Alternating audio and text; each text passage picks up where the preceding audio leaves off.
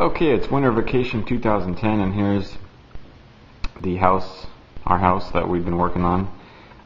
Working on skim coating the walls now. The ceiling is actually all done, sanded and ready to be primed and painted. But here you'll see. Let's take a look at a close-up of the existing texture.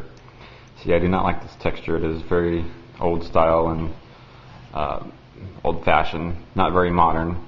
So what we've been doing is skim coating these walls, and see, this is just one coat, so you'll see some lines and some edges and ridges and stuff. So that needs to be sanded before we do our second and possibly third or more coats.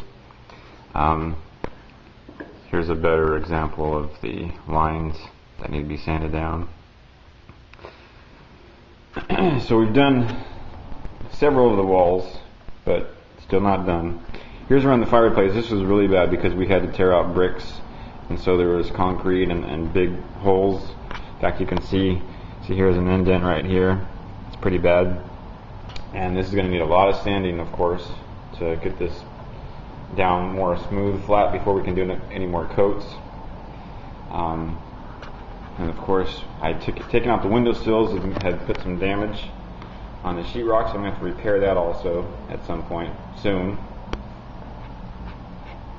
And here you'll see this small partition. This is a brand new piece of sheetrock that I put down.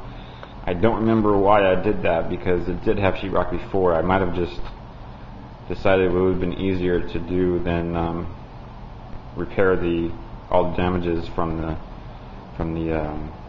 wood paneling. It was probably pretty bad. I remember it was pretty bad. Here's a column that B did. Actually, it looks pretty good. This is her first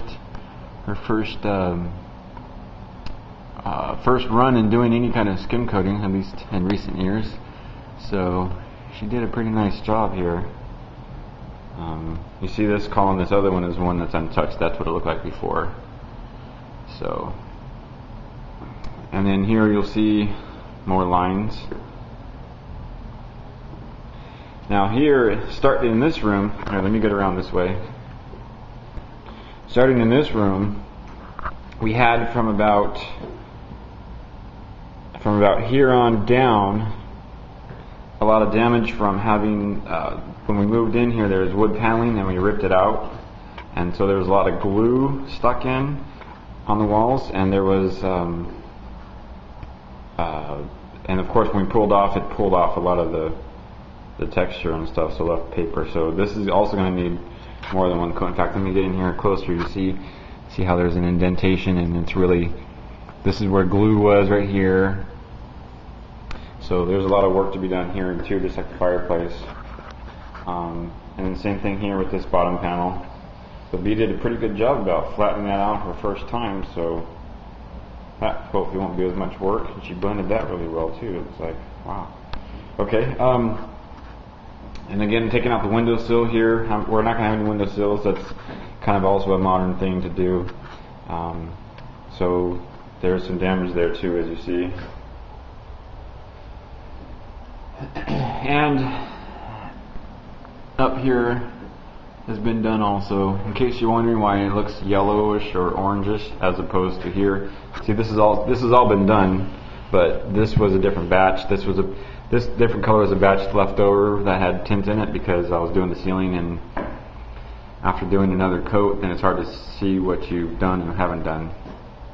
So, and down here again you can see some damage. There's a lot of that around here. So it's going to be a lot of work getting this all repaired, but it'll be worth it when it's done, contrary to popular belief around here. So that is where we're at in this project. This is how I'm spending my vacation.